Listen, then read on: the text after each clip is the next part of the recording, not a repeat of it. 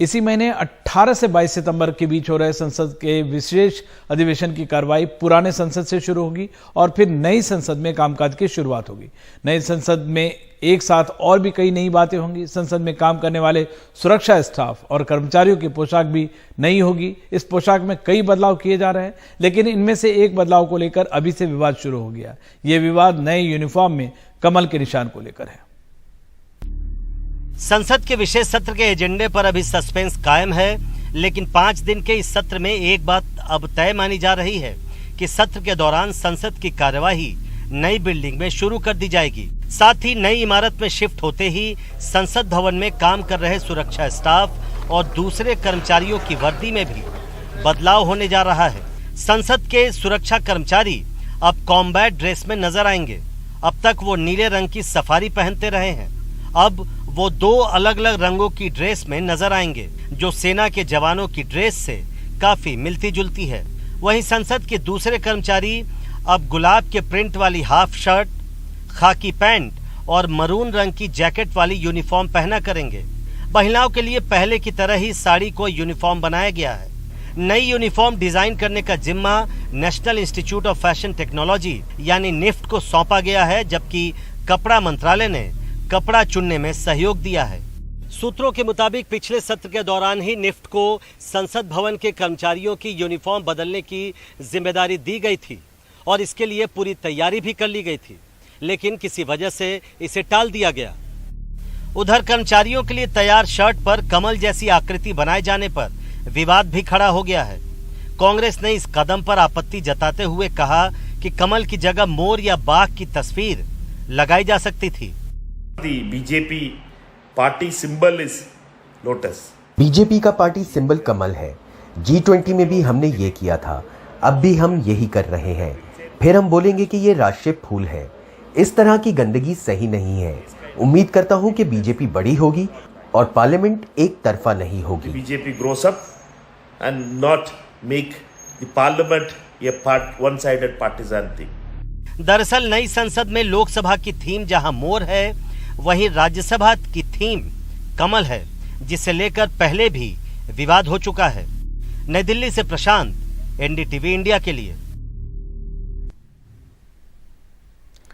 और हरियाणा विधानसभा चुनाव को लेकर आम आदमी पार्टी ने बड़ा ऐलान किया है। पार्टी ने फैसला किया है कि वो अकेले चुनाव लड़ेगी। आप सांसद संदीप पाठक ने कहा कि निश्चित तौर पर सभी सीटों पर अकेले लड़ेंगे। गठबंधन सिर्फ लोकसभा चुनाव के लिए हुआ है। देखिए, हरियाणा में विधानसभा का भी चुनाव आने वाला है, तो पार्टी अब नेशनल पार्टी है, सारे स्टेट्स में संगठन बना रही है, तो निश्चित रूप से हरियाणा की भी नंबर लगा है। तो हरियाणा में संगठन बना रहे, एक एक गांव में संगठन बना रहे, सर्कल लेवल तक हमारी संगठन बन चुकी है। अब अगले लगभग 10-15 दिन में एक एक गांव में हमारी सारी कमेटी कंप्लीट हो जाएगी और कमेटी कंप्लीट होते ही फिर हम कैंपेन शुरू कर देंगे। आपको समझना पड़ेगा कि हरियाणा में बहुत ज्यादा एनर्जी है और जनता बदलाव के लिए बहुत ज्यादा उत्सुक है, तो अच्छा करेंगे हरियाणा में भी। सभी सीटों पे चुनाव की तैयारी कर रहे हैं। विधानसभा चुनाव निश्चित रूप से सभी सीटों पे लड़ेंगे, अच्छे से लड़ेंगे, अकेले लड़ेंगे।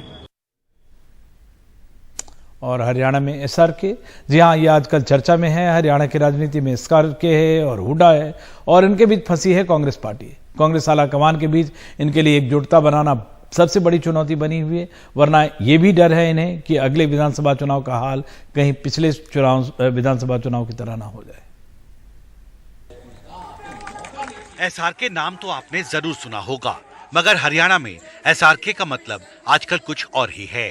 हरियाणा के लिए SRK हैं कुमारी शैलजा, रणदीप सुरजेवाला और किरण चौधरी। हरियाणा में कांग्रेस की राजनीति SRK के इस तिकड़ी और बड़े और छोटे हुड्डा के बीच घूमती है। अब सवाल ये उठ रहा है कि इनके बीच ये उठापटक क्या कांग्रेस को भारी पड़ जाएगा? 3 तिगाड़ा काम बिगाड़ा वाला हाल कहीं कांग्रेस का ना हो जाए। अगले साल होने वाले विधानसभा चुनावों से पहले हरियाणा कांग्रेस में गुटबाजी फिर तेज हो गई है। इस बार जिला स्तर पर कांग्रेस अध्यक्षों की नियुक्ति को लेकर अंदरूनी गतिरोध और खींचतान फिर खुलकर सामने आ रहा है।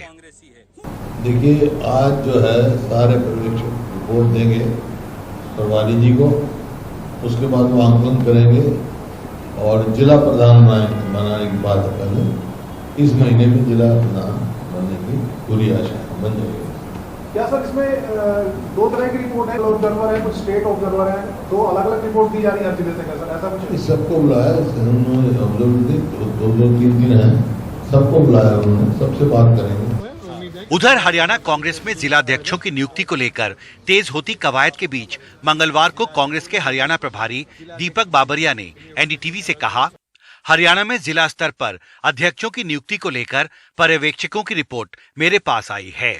मैं रिपोर्ट को 15 से 17 सितंबर के बीच एआईसीसी को सौंप दूंगा। जिला स्तर पर कांग्रेस अध्यक्षों की नियुक्ति एआईसीसी के स्तर पर की जाती है। 9 साल से कांग्रेस का कोई संगठन अभी हरियाणा में काम नहीं कर रहा है और इसकी वजह से 2 चुनाव, विधानसभा चुनाव कांग्रेस हार चुकी है और बार बार ये कहा जाता रहा है कि कांग्रेस की हार के पीछे सबसे बड़ी वजह कांग्रेस का एकजुट ना होना है, कांग्रेस में अंदरूनी खींचतान है। और एक बार फिर इस बार जब जिला अध्यक्षों की नियुक्ति को लेकर एक कवायद चल रही है तो उस दौरान भी जो ये गुटबाजी है, एसआरके खेमा जिसमें कुमारी शैलजा है, रणदीप सुरजेवाला और किरण चौधरी और दूसरी तरफ जो भूपेंद्र हुड्डा और उनके बेटे दीपेंद्र हुड्डा हैं और इनके बीच में अभी भी कोई समन्वय नहीं बन पाया है। सूत्रों के मुताबिक जिला अध्यक्षों के अपॉइंटमेंट के लिए नियुक्त कुछ पर्यवेक्षकों ने हरियाणा कांग्रेस प्रभारी को अपनी रिपोर्ट लिखित में नहीं दी है क्योंकि गुटबाजी की वजह से वो खुलकर अपनी बात कहने से बचना चाहते हैं। खबरों के मुताबिक इसी हफ्ते हरियाणा में कांग्रेस जिला अध्यक्षों की नियुक्ति को लेकर राज्य प्रभारी कांग्रेस अध्यक्ष मल्लिकार्जुन खड़गे को अपनी रिपोर्ट सौंप सकते हैं। इसके बाद मल्लिकार्जुन खड़गे की रणदीप सुरजेवाला, कुमारी शैलजा और किरण चौधरी के साथ बैठक हो सकती है, जिन्होंने भूपेंद्र हुड्डा पर कांग्रेस को बाप बेटी की पार्टी बनाने का आरोप लगाया है। राहुल गांधी विदेश से लौटने के बाद हरियाणा कांग्रेस के सभी खेमों के साथ एक बैठक कर सकते हैं।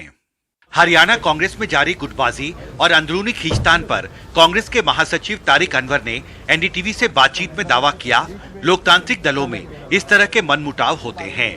जिला स्तर पर कांग्रेस अध्यक्षों की नियुक्ति करने की प्रक्रिया जल्दी पूरी होगी और बूथ स्तर तक कांग्रेस संगठन खड़ा किया जाएगा।